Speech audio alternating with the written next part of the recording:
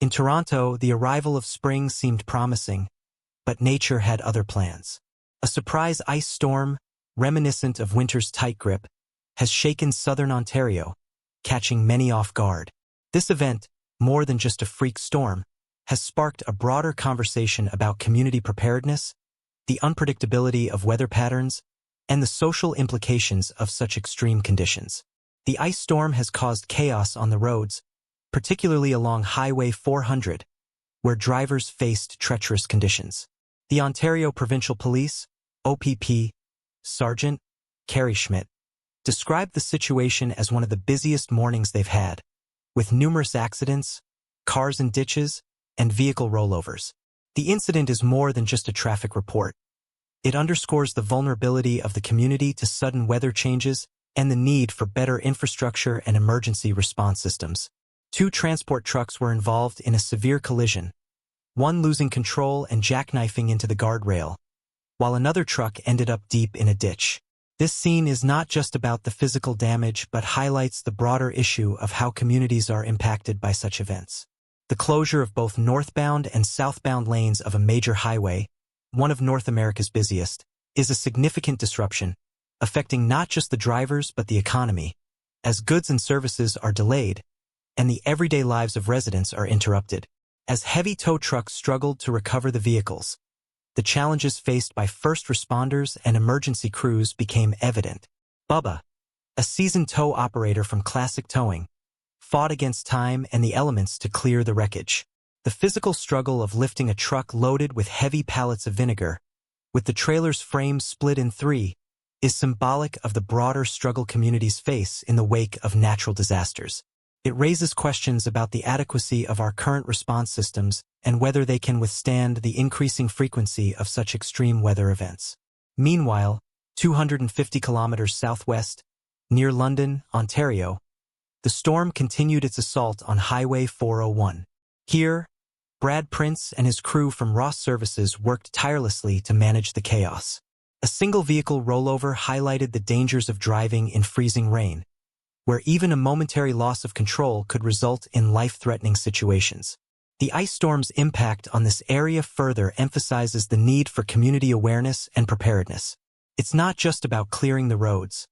It's about ensuring that residents are informed, equipped, and ready to handle the unexpected. The freezing rain created a layer of ice on everything it touched, making even the most routine tasks hazardous.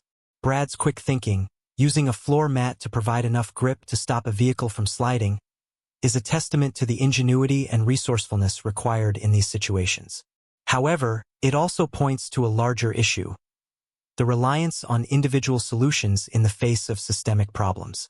Should communities be better equipped, or should there be more robust systems in place to prevent such dangerous conditions from arising in the first place?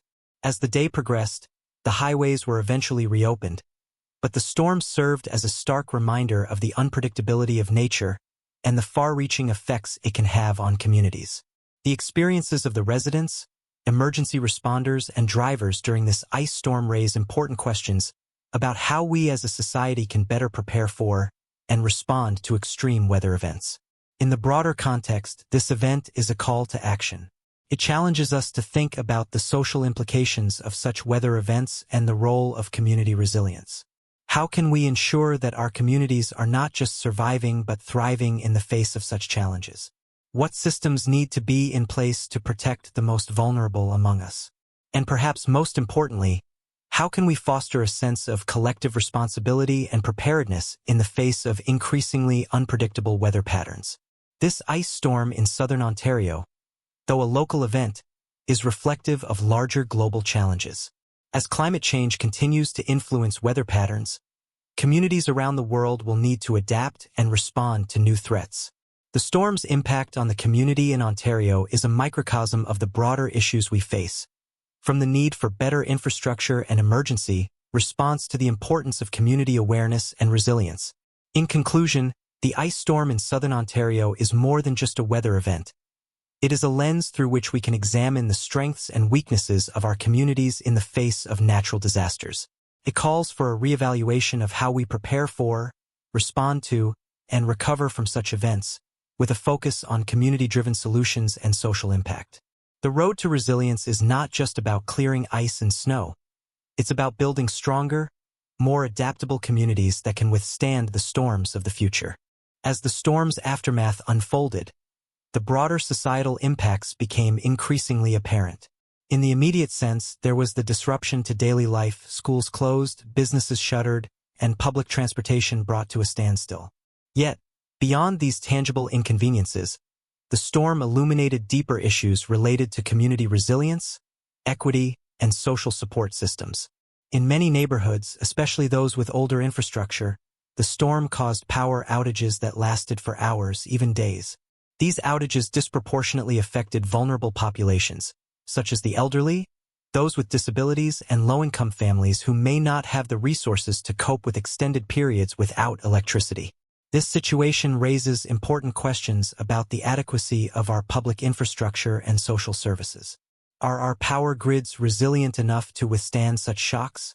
And are we doing enough to ensure that all members of the community have access to the support they need during emergencies?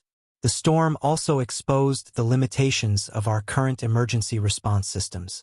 While first responders and road crews worked tirelessly to manage the immediate dangers on the highways, there were significant delays in addressing the needs of residents in more remote or underserved areas. In some cases, it took days for assistance to reach those who were stranded or without heat. This disparity in response times highlights a critical gap in our emergency preparedness strategies, one that disproportionately affects marginalized communities.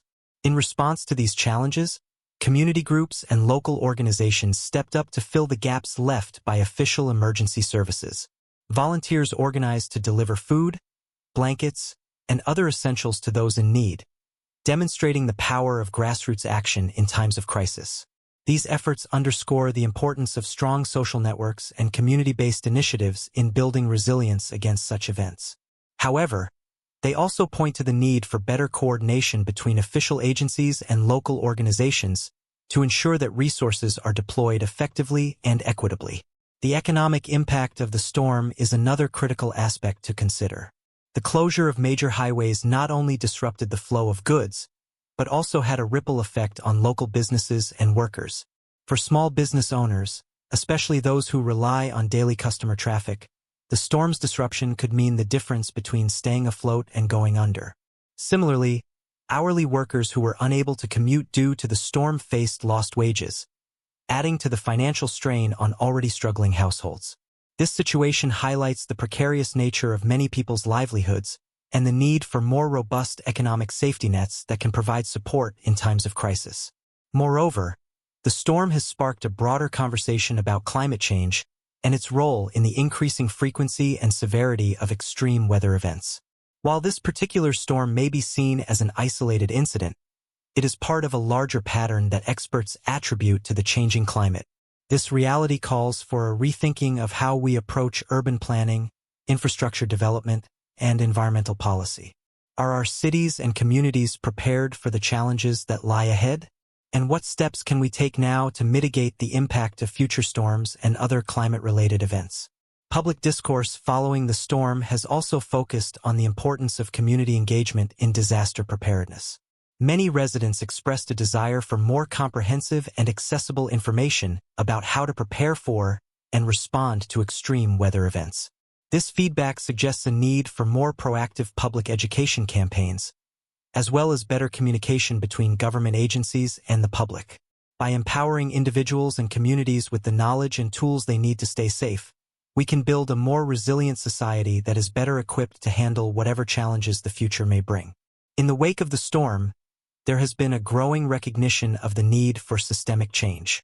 Policymakers are being urged to invest in more resilient infrastructure, to strengthen social support systems, and to prioritize climate adaptation measures.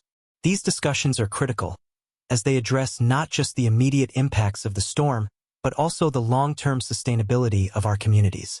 However, achieving these goals will require a collective effort, involving collaboration between government, the private sector, and civil society.